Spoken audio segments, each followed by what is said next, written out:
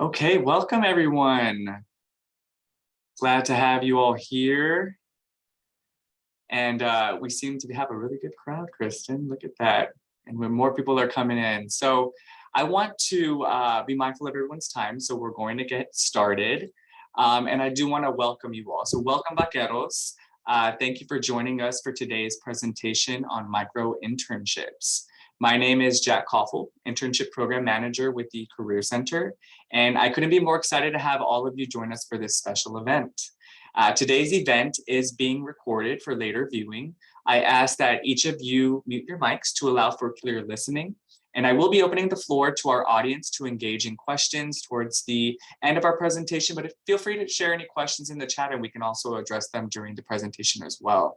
An attendance link will be shared for check-in at the start and during the presentation. I do ask that each of you please check in for today's event. I know that we have some students joining us for their classes or organizations, so that will be a way that we can keep track of that. Now, in getting started, I would like to acknowledge and thank our partner, Kristen Schrader, who's joining us here today with Parker Dewey. Parker Dewey is a mission-driven organization dedicated to providing equitable access to professional opportunities. And they work with many employers and educational institutions throughout the country. Today, Kristen will be sharing with you information on micro-internships and the benefits of pursuing these opportunities. So I want to welcome you, Kristen, and thank you for being here with us. And I'm going to go ahead and hand it over to you.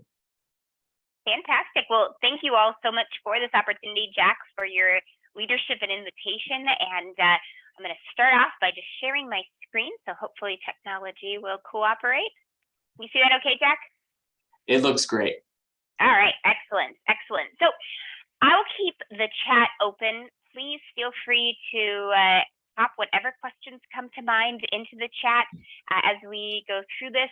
But as you know, we're getting started. If you've never heard of micro-internships before, don't worry, we're going to talk about that in just a moment. And for those of you who might be familiar to it or with the general idea, again, we will address all levels of understanding, but more importantly, I want to spend quite a bit of time thinking about how you can position yourself to be as successful as possible at obtaining a micro-internship and the value of these opportunities at the bare minimum. So with that being said, I want to introduce you to a few students, some students whose stories might sound a bit familiar. Legend, for instance, who faced some challenges because he kept on getting filtered out when he would compete for job opportunities. He's an economics major, didn't really know what he wanted to do with that. Or Adila, who's a student athlete and just really lacked the time to be able to pursue internships and jobs and so on because she was constantly training for her sport. Yera in the bottom left corner, she was juggling work and school, something that I'm sure doesn't leave you a whole lot of free time, and sure many of you probably can relate to. And she was a PhD student, but just couldn't afford to do unpaid work. Darren, on the other hand, he was a marketing student and lots of different options, but really just not enough time to explore all the different options available. And then finally, Noel, a first-generation college student, just navigating this process without any role models from at least his initial immediate family.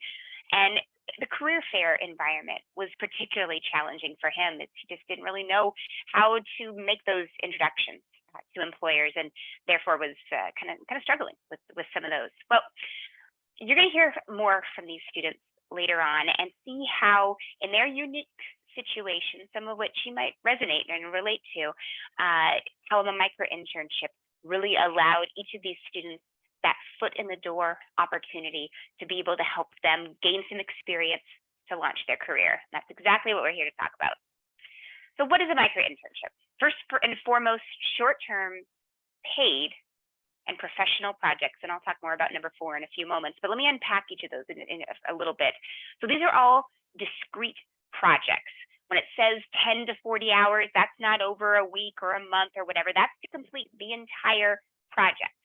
And so for those of you who may have done internships, for instance, you may have done some 10, 12-week long internship, and throughout that summer or whenever you did it, maybe you completed 5, 8, 10 different projects throughout the course of your internship. Well, that's the same idea as a micro internship, except each of those are individual projects are in turn a micro internship. And they're all paid, and they're all paid fairly. And that is the number one vetting criteria when we're viewing opportunities on our platform. Why? Well, first of all, we just don't think it's fair or right to ask anyone, but especially students, to work and not be paid. Not only is that something that most of us just don't have the luxury of doing, but we just don't think that that's an accessible way to approach hiring folks. And that's ultimately what companies are using micro-internships to do, is to identify who would be a good fit for that longer term opportunity, that internship, that full-time role. And if you have to do X amount of time that's unpaid in order to even get your foot in the door, we just don't think that's fair. And so every opportunity is paid and paid fairly. But it's also not just whatever kind of work. These are all professional projects. Not to say that there's anything wrong with gigs like babysit my kids or paint my house or walk my dog, but this is not the place to go if you're looking for those kinds of experiences. There's other platforms and job boards and so on where you can find that. This is exclusively designed for those projects for folks who are early in their career. So similar to what you'd be doing during that internship or your first job after college, but again, discrete individual projects. And then going to number 4 on the list, these are mostly remote. And by mostly, I mean it's pretty much entirely remote unless the project can't be done remotely. So if you think of like a videography project or something that's like involved, we have to go to some sort of event, those are the in-person ones with very few exceptions. So again, most are remote. They're all industries, all different departments within an organization, and really opportunities exist all throughout the year. The timeline for a micro-internship is very important. These are projects that typically when they're posted and then filled, that process, that hiring process usually takes within a few days, if not shorter. Maybe it'll be a few weeks, but again, very, very quick. And the project itself, it doesn't linger. It's not something that you'll be working on for the next 6 months. It's something that usually is completed within a few days to a few weeks of you being selected for the project. So it's very much just in time. Folks need to have something that gets done. You're looking for ways to get experience. This is where that fits in. And the types of projects are really quite eclectic. There was one that was just posted on the platform that I just happened to see before hopping onto this call, where it was like basically somebody doing research, drafting a research paper in competitive analysis, all about green energy, and specifically in the use case of using drones. So again, real specific in that particular case, but kind of a cool project to merge together a variety of different interests. But you'll see things like research papers where you're creating some sort of content, and it might be something that's more academic, like the example I just provided, or it might be something that's for a blog or for social media or something a little bit more for fun, if you will. A lot of things around competitive analysis, a lot of things in social media or marketing, web design, web development, where they're asking you to design a website from scratch. Or it might be something that's a little bit more basic, and maybe if you don't have the IT or web development skills, where it's update some copy on a website or swap out these pictures or what have you.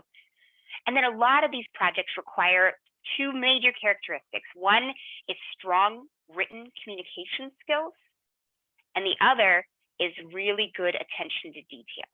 And so as you think through what kinds of projects might be a good fit for you, those 2 characteristics for every project are going to be really, really important.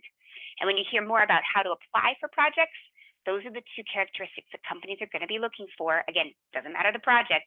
So those are the things you really want to pay attention to as you're applying for these opportunities. And again, more about that in a moment. Let's see. So question that just came through. Yeah, please, go ahead. Just a quick question, and I want to take the time to address it. Is trying to do 2 micro internships at the same time not recommended? Or good question. Yeah, it's certainly possible. We've actually had students who are working on 3, 4, 5 projects concurrently, so it is doable. We also are tracking that to make sure that you have enough time, that you are able to successfully meet the deadlines, and that that you're a student as well, and everything else you've got going on in your life. So those are things that that we're looking out for as well.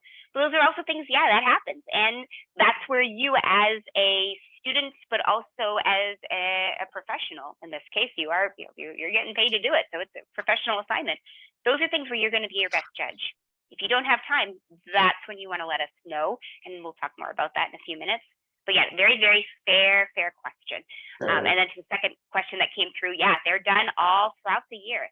We see some busy times in the start of the summer and also at the end of the year, but there's always projects on the platform, and companies always really, really excited to work with students. And it's again, a wide variety of industries. So it's always an exciting time to check things out. Thanks, Kristen. Course. Now, what are some of the benefits? I mean, probably, and yes, you can kind of see this in the question that just came through in the chat. You probably can already start thinking, though, your students are doing these for a lot of different reasons. First or second year students, they're doing this to explore careers, to make sure that they're in the right major, to make sure that whatever they choose for that longer term internship, or certainly the full-time role, that they've had a little bit more of an opportunity to make sure that that is the right fit for them. They're gaining experience, they're building their network, they're, yes, adding this to your resume. And by the way, this goes under the professional experience section. It's not a simulation. You are working with a real organization and with a real professional at that company. So you're directly engaging with whoever the company is. And we'll talk more about that in a bit. And it's also an opportunity for you to have that foot in the door. Because sometimes, and we see this happen all the time, where companies are using micro-internships essentially as a paid audition. And by that, I mean that they're having you do these short-term projects, and maybe they're having one student do it, but oftentimes they have multiple students doing the same project, where, again, you're doing the same work, but if it's a blog article or a research paper or whatever the project might be, they're having 5, 10 students, maybe more, work on that project. Now, this isn't group work. This doesn't become group work with total strangers. You're all completing the full project. You're all being paid the full amount. But now the company not only benefits from all these different students' perspectives, but they can also say that, wow, this student did a phenomenal job with this, and this, and thought of things we never would have considered. This student, he or she did a nice job here and there, but their attention to detail, their research, their written communications, their whatever, maybe is not quite what we're looking for. So those are the things that, again, companies are looking at when they're evaluating students through these projects. And keep in mind, all of these benefits are in addition to getting paid. So who's eligible to complete these projects? Well, pretty quick and easy. You have to be at least 18, and that goes to the fact that these are paid. And actually, a lot of these rules is because they're paid, and so to make sure that that things are above board from a payments and tax and all that standpoint, you have to be at least 18 so that you're a legal adult, because the rules are a bit different when you're underage. This is open to both students as well as alumni. So if you're getting close to graduation, first of all, congratulations. But second of all, know that you still can pursue these opportunities as long as you find them useful. The reality is that we see that students, once you've been in whatever it is that you want to do after you've graduated for at least a year, chances are you probably aren't interested in this anymore. And that's okay. That's the point. This is designed for early career professionals, for folks who are just getting started and are looking for ways to build their careers. We're also seeing students that maybe did whatever they did in undergrad and started working, but now are wanting to do something else. And maybe they're pursuing another bachelor's degree, or they're pursuing a graduate degree or whatever, and they're using micro-internships as a way to regroup, if you will, and gain some new types of experiences to be able to redirect their career in whatever they want to do next. So again, lots of different use cases. Now, if you're an international student, you do need to have the appropriate work authorization, CPT, OPT, work visa, my recommendation. And what we say to all international students is to go to your International Student Services office so that you understand what the rules are for your particular situation and how that will align with the rules that UTRGV has. The other population of folks that you're aware, undocumented students, even if you do not have DACA, you are still eligible to participate in these opportunities, provided that you have an international tax ID number. So I know some of you, this might be a whole bunch of acronyms that you have absolutely no idea what all this is. Don't worry, happy to dig into any of those specific details, should that be something that would apply or you want to dive into that rabbit hole. But I'm going to go ahead and move on just for the sake of time. Jack, how are we doing on the questions? Any Good. questions One of them was regarding graduate students, but you had just answered that, right? Okay, perfect. Perfect. So how does it all work? How can you get started? Well, 10 minutes or less, and depending on how robustly you want to complete your profile, and you're ready to go. And again, it's open to all students, all alumni, graduate students. Yes, so again, you get very, very open access platform. And we also don't do single sign-on or any sort of IT integration. So should you decide that, yep, I want to sign up for this, know that this isn't going to connect to a UTRGV system where it'll pre-populate some information. And the reason we do that is, first of all, not every school has the single sign-on process that would make it so that it would be accessible to all students. And we really want to make sure that this is something that no matter where you go to school, you can take advantage of. The second thing is that not every student really wants to do this, and that's okay too. This is a different type of work, and we'll talk more about that as well in a few minutes, but it's one where you're going to be working really independently. And this is your chance to gain some professional experience without a whole lot of hand-holding. And so a lot of folks may not be ready for that yet. And if so, no worries, that's okay. But that's also why we don't require anybody to sign up for this. This is totally up to you all. And we encourage you to check it out if you want to check it out, but it's certainly not required by any stretch. So you create your profile though, apply to projects that interest you. If you're selected, you'll receive information about how you get started, and you go ahead and complete the project. And don't worry, we'll talk about each of those different points in a little bit more detail in a moment. But keep in mind that behind the scenes, you're not on your own. Parker Dewey is that intermediary between you and the employer, just taking a look at all the projects. Is it paid? Is it professional? Is it paid fairly? Handling all of that payroll and admin and so on. And again, we'll talk more about that. And then providing you with that sort of assistance in case hiccups come up, you have questions, best practices, et cetera. We have a lot of different resources and tools that we can share with you to help you be successful on these different opportunities. We've been doing this for over 7 years. We actually came up with the whole concept of the micro-internship, and we've seen thousands of students complete these projects with thousands of organizations. So we've learned a few things along the way. And again, happy to share those, but also happy to let you be that individual, independent professional that you are when you're executing these different projects, because every project is a little bit different. So let me talk a bit about how you get started. First of all, create an account. And UTRGV does have a custom landing page. I'll put the link to that in the chat. It's also up on the slide, so you can type that in if that's easier for you. And again, we recommend that you use your school email address, but whatever email that you're going to check most frequently.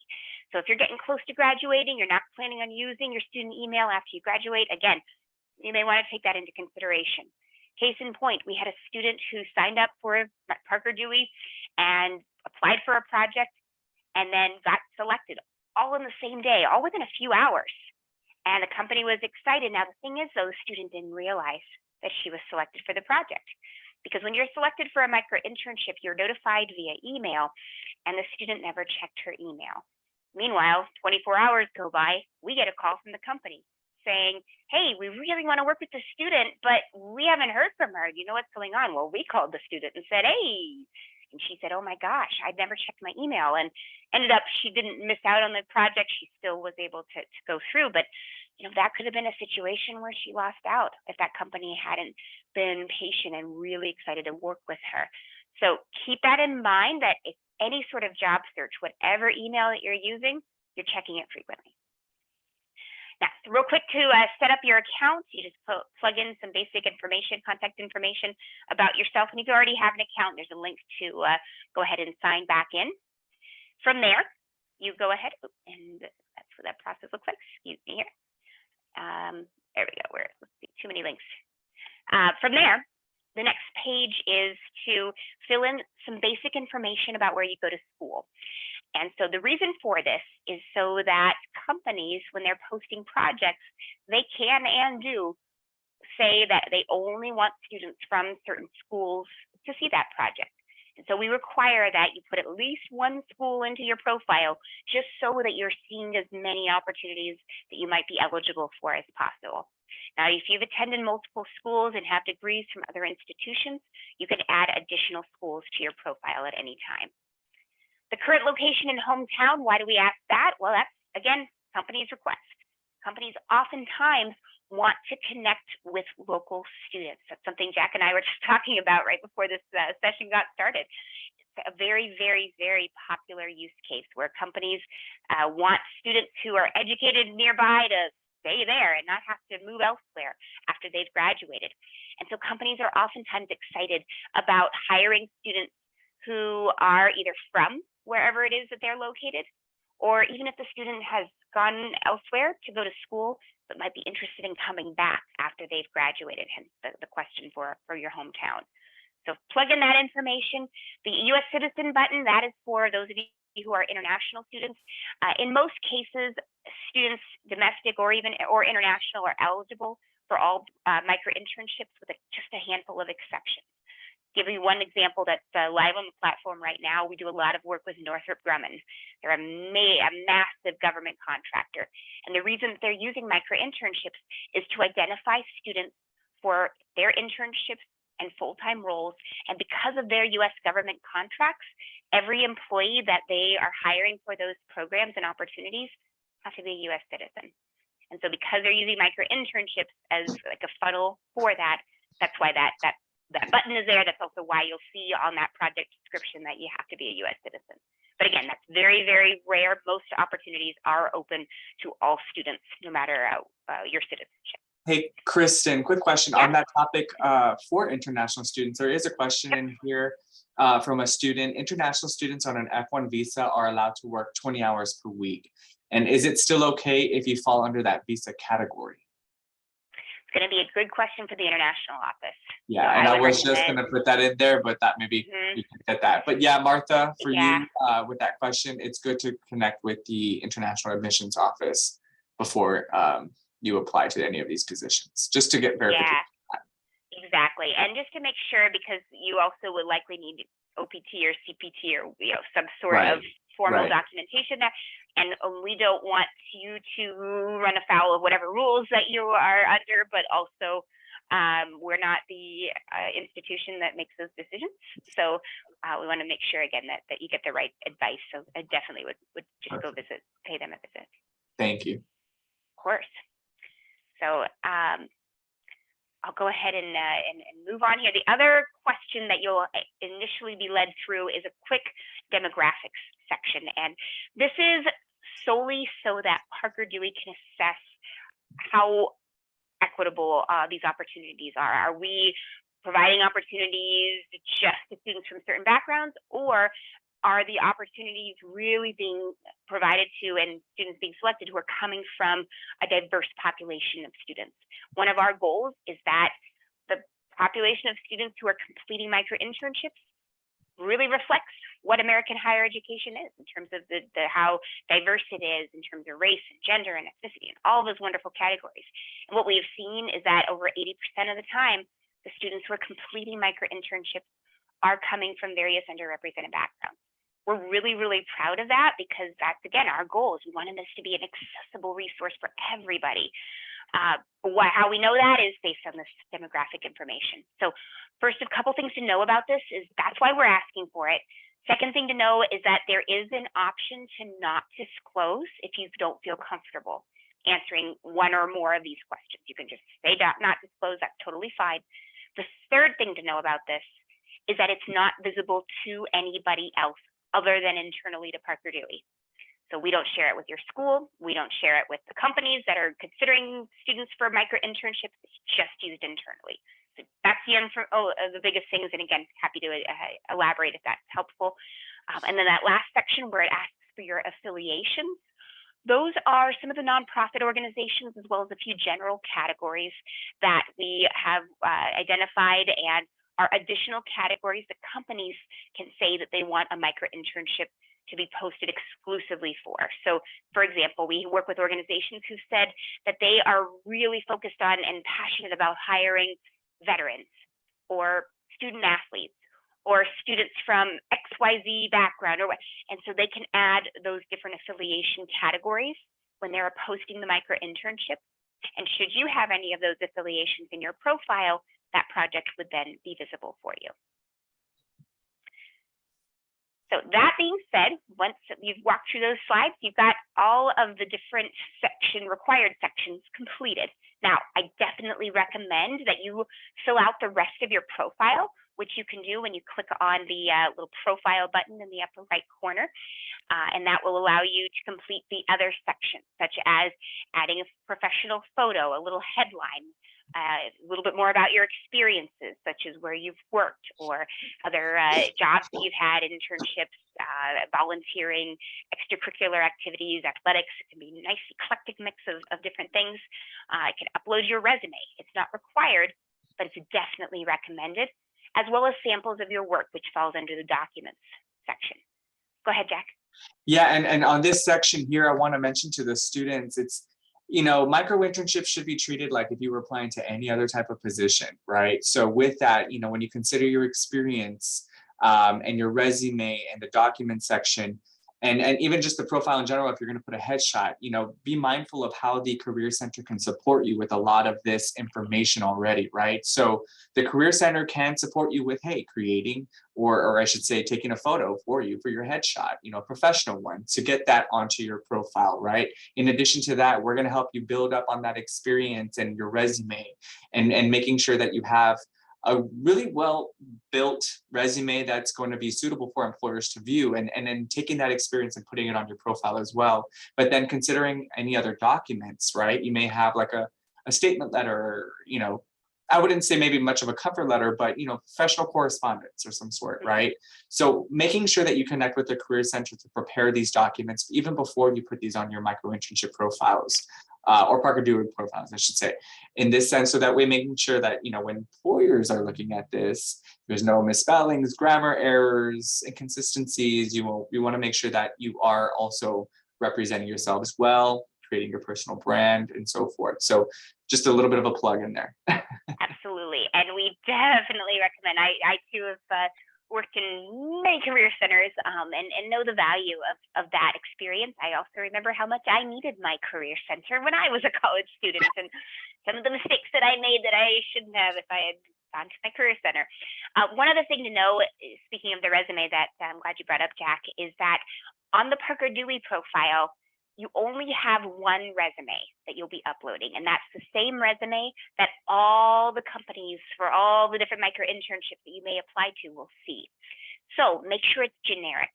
If you have lots of different interests, awesome.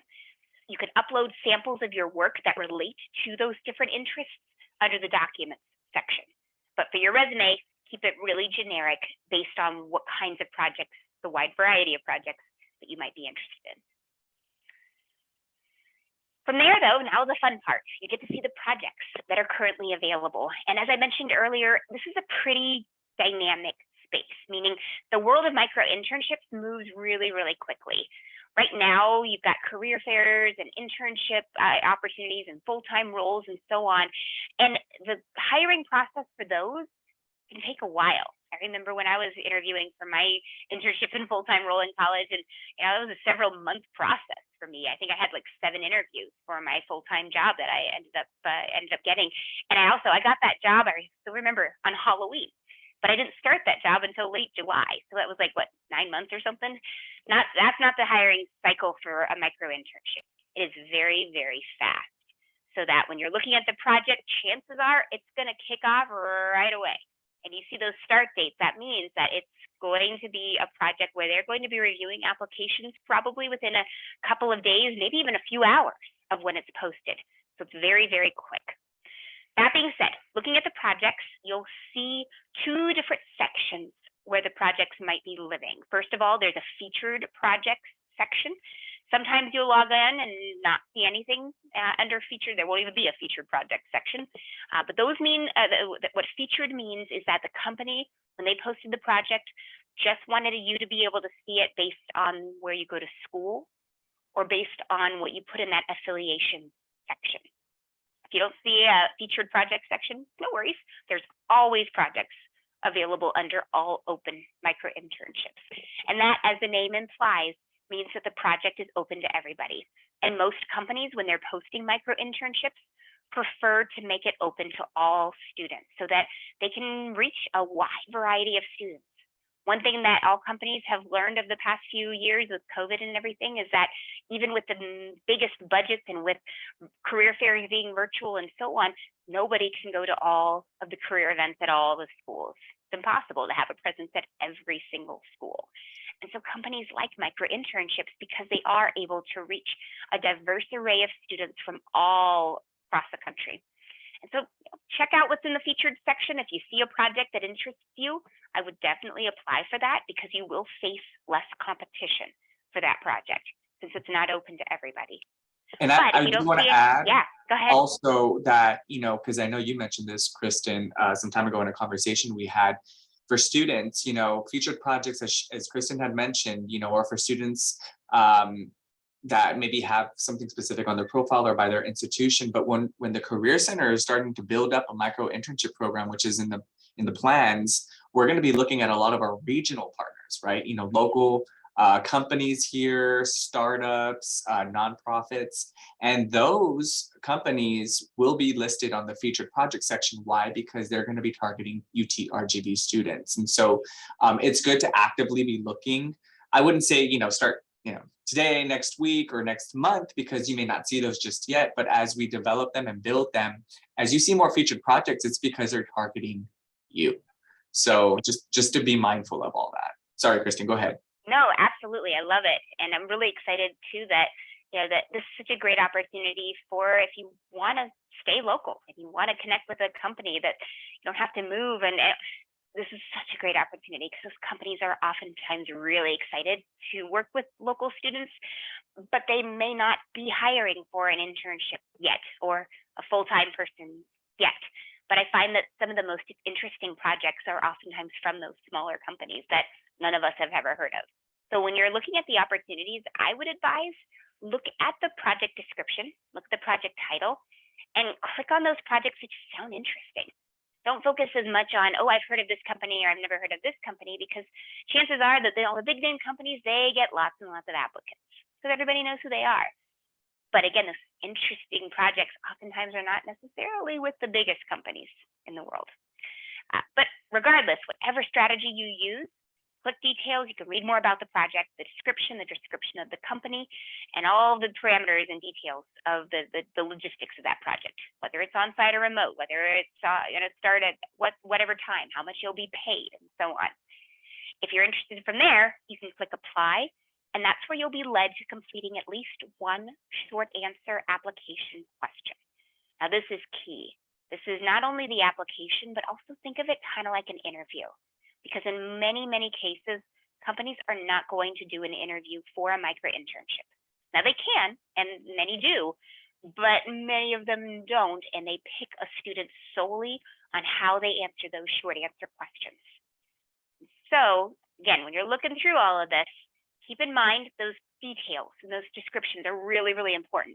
The start date, the due date, whether it's on-site or remote, and all of that. Just don't ignore those fine details. Because again, that's going to be your indicator of knowing, is this project something that is a good fit for you? When you see estimated hours, that's exactly as it implies, meaning it's expected that you take roughly 20 hours, but you might take 19, it might take you 21. Nobody's asking you for a timesheet.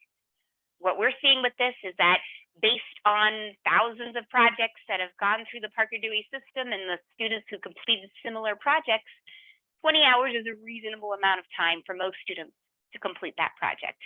But again, focus on the merits of that project and don't even spend time thinking about how much time you're spending or not spending, because again, this is an hourly work. You're being paid, in this case, $450 for completing 20 hours. So you're just completing that project, not however long it takes you, 20 hours, 19, 20, whatever it is. Also, one last thing is pay attention to those skills. Oftentimes, the desired skills section will list things like technical skills or computer systems that you may or may not be familiar with. And as you're looking through that list, if you have some of those skills, those would be good things to add to your general profile so that all organizations that you apply to can see that you have those skills. On the other hand, if you don't have some of those skills and you don't feel like you would want to take time to get pretty savvy with their help menu, maybe that project wouldn't be a good fit for you. Keep that in mind. Now, there was a question around the payment, and it is depending on the different projects themselves. So in this particular example, it's a little bit more technical. It has a higher price point than what we often see. Typically, the price point for the rate of pay is going to generally be between $15 to $25 per hour. So again, what you see there is what you would receive. Sometimes, again, might take you 19 hours, might take you 21 or whatever, but just keep that in mind as you're looking at the different opportunities. The payment itself, the rate is dependent on usually a few different factors. One is the technical capabilities of the project. So engineering type projects tend to be a little bit more well paid than ones where the skills are not necessarily as advanced that are required for that project. The other factor is the cost of living and the location of that particular company. So in this case, the Washington, D.C. company, and living not too far from that area right now, it is very expensive here.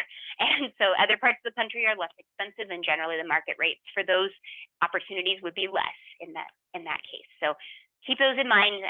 And again, that's just something as you're looking at the opportunity. Other thing to keep in mind, as I kind of alluded to already, is that how you answer those short answer questions is really, really, really key. And I've got two different examples here. These are real students who applied to the same micro internship. In this particular case, the project was a sales project. The company was in the medical device industry, and they were interested in hiring lots of students to complete a project on to help them understand, is student interested in a full-time role within our sales team. And so Emma and Wyatt and a bunch of other students applied for these projects. And I'm just going to ask you all in the chat, how many of you think Emma got hired and how many of you think Wyatt got hired? And go ahead and type in whatever name you think or who got hired. So in the chat, do you think it was Emma or do you think it was Wyatt?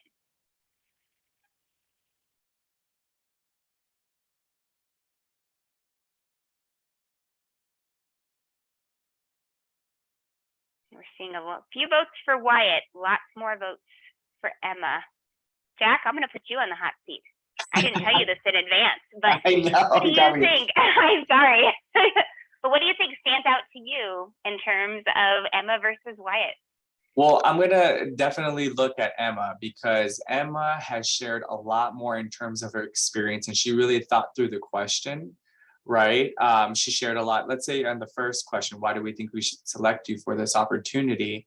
She already shares at the start about her passion and why she did some research on that industry, right? And she, of course, showcases her student involvement in all different opportunities, but most specifically maybe in sales of that area, right? And I know specifically outside of this opportunity that there's a lot of sales involved in medical device sales, right?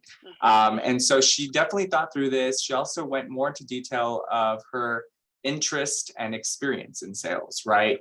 And if we look at, Wyatt, very general short answers that are not going to give that employer a lot of, understanding as to, what more could he offer into this project if we were to select him? I would like to learn a little bit more of what they can bring into this project, right? So I'm going to say Emma.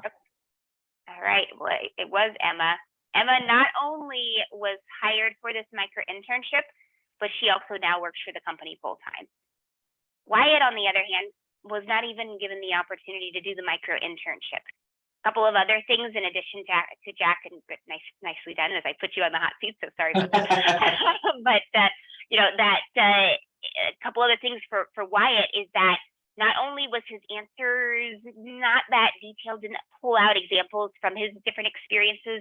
He says he has experience, but we don't know what that is. And he didn't upload his resume for anybody to really see anything more about that. But take a look at his third answer. Please confirm you're interested in the full-time role. He says, I'm interested. Great, but interested is misspelled.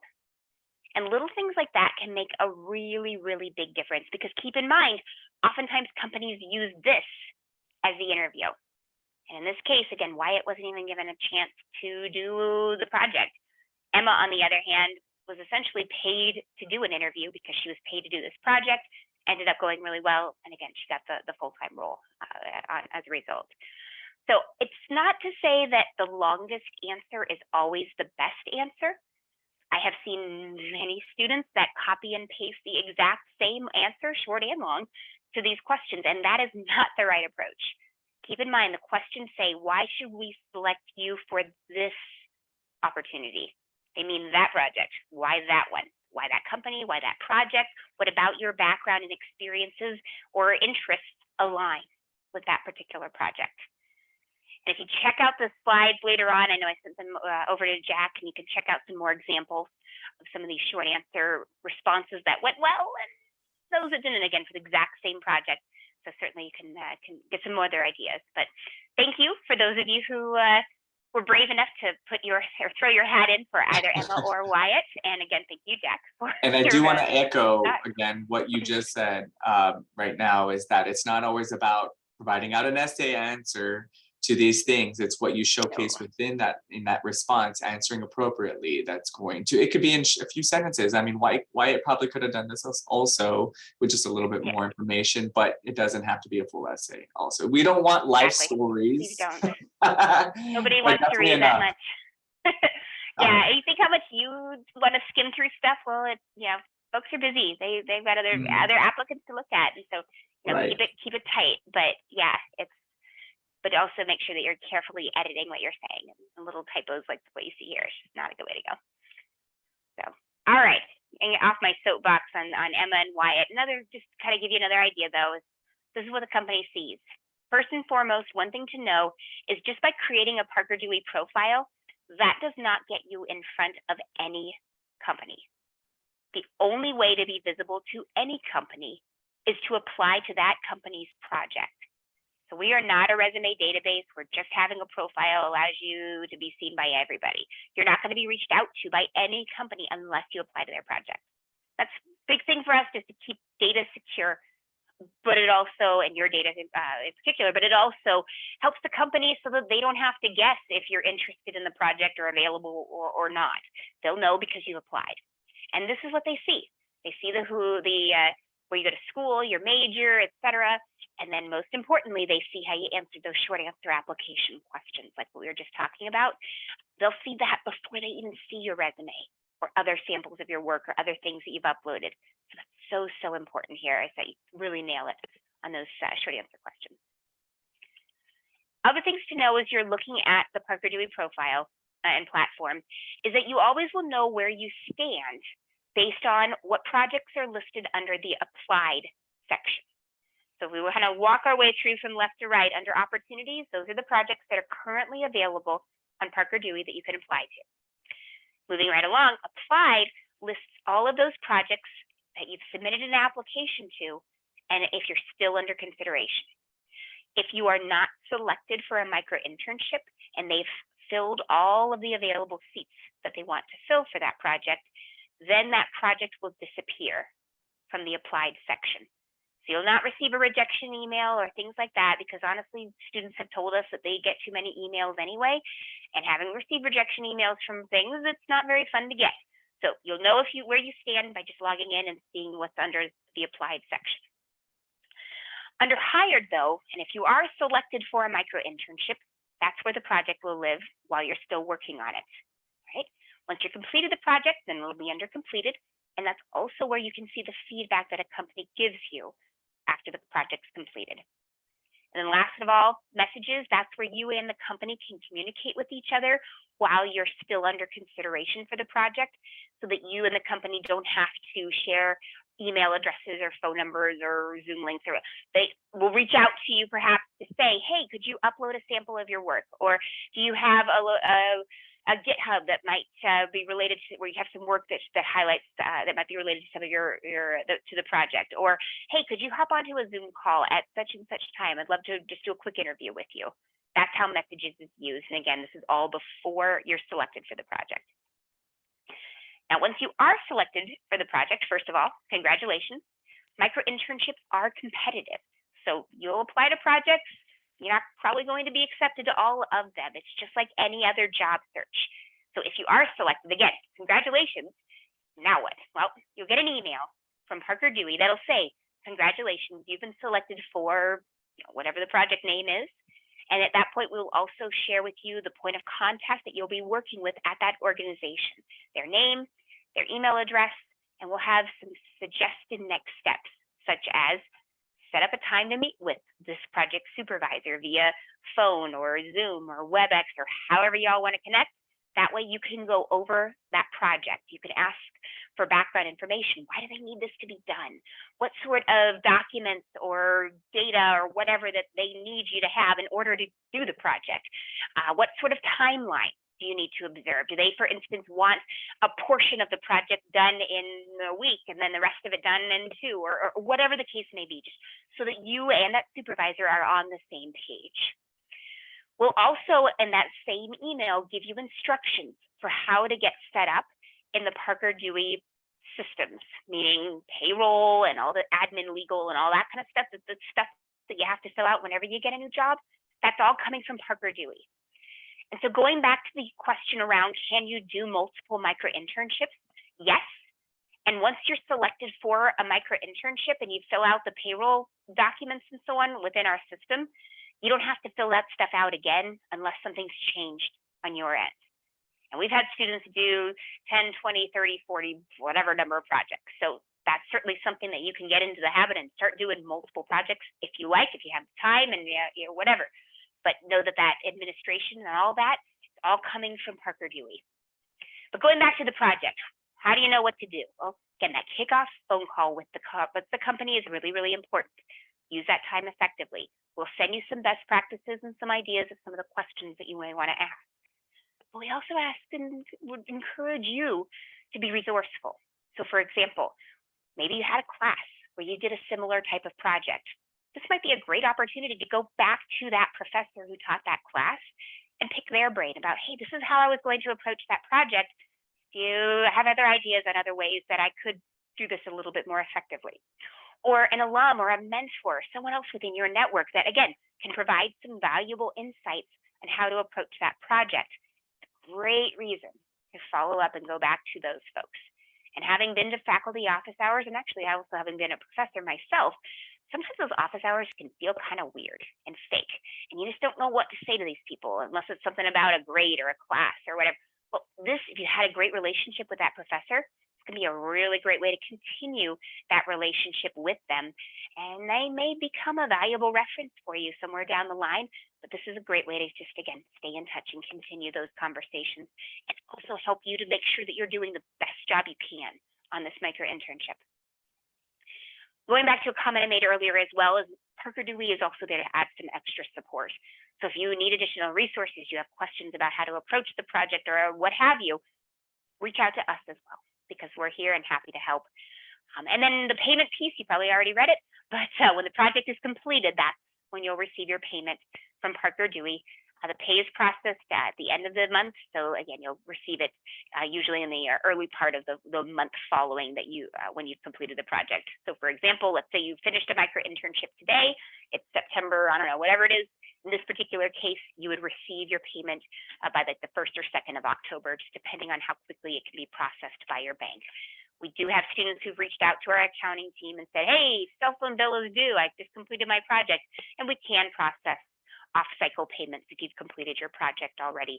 So know that that option is certainly available. But again, that's typically the payments process and how all that works.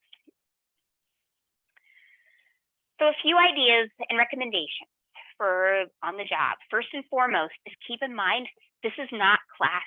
This is not a simulation or fake work. This is the real world. And so this is your chance to really show that you are adding value to whatever the organization, the project, the company, all of that. You are a paid professional, a member of their team for the portion of the time that you're working with them. So you want your work to be as perfect as possible, error-free. Make sure that, again, it looks professional and all of that. Make sure that you are setting expectations and that you're meeting the deadlines that they give you. If you have any sort of hiccups, if life gets in the way, stuff happens.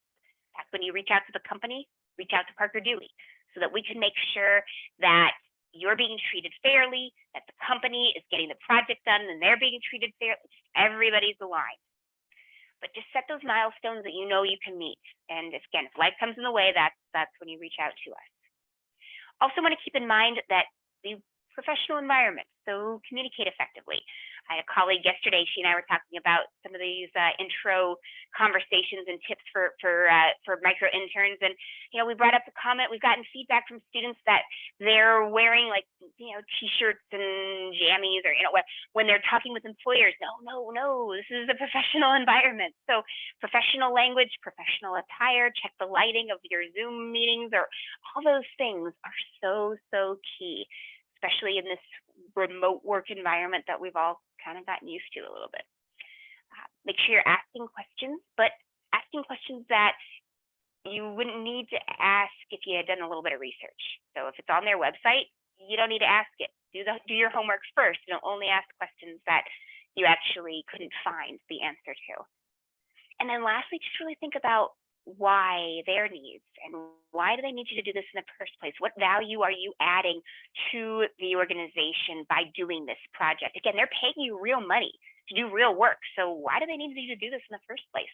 And understand their motivations, because that will in turn help you to provide a much better final product.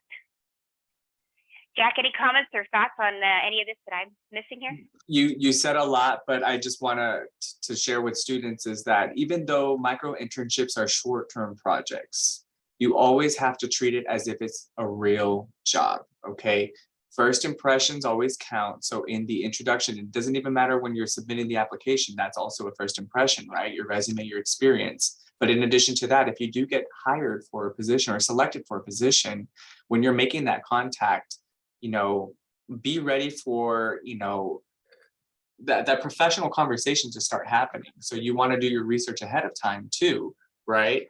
And in addition to that, while you're participating in that project, is always doing a review of the work that you're doing. If you need to have a second pair of eyes, making sure that it's looked at, right? And then of course, as Kristen has shared with it, you got to put your best foot forward. You got to be able to manage your time and manage your expectations and being able to communicate effectively. These are all, the other thing about micro internships is, and the one thing that I love about it is your skill development. You gain skills, not just within the projects, but even in the process of starting to get hired for a micro internship. So just be mindful of all of that when you're applying for these opportunities. Absolutely. So a couple of questions that have come through. If you can't find any jobs on the website that align with your interests right now, it's a very dynamic space, as I've said a couple of times. So check again, give it a few days, see what's new now. You may also look at your schedule and think, yeah, this is cool, but I don't have time. Great, know that about yourself. Bravo for knowing that about yourself, and know that you can come back later, get through midterms, you're a student, so do well at school. But if you do have the time and are interested in these, that's when you can look at these different opportunities. And if you missed it earlier, if you joined a little bit late where you can go to apply, I'll put the link yet again in the chat just so that you have access to that. Now, after the project, start thinking through what did you actually do, because as the question that came up earlier in the chat, yes, this is experience you can and should add to your resume. And what's nice about a micro internship, because it's a real project, is the resume kind of writes itself. Every micro internship has some sort of thing that you're developing or sort of deliverable. And so what did you actually do for that project?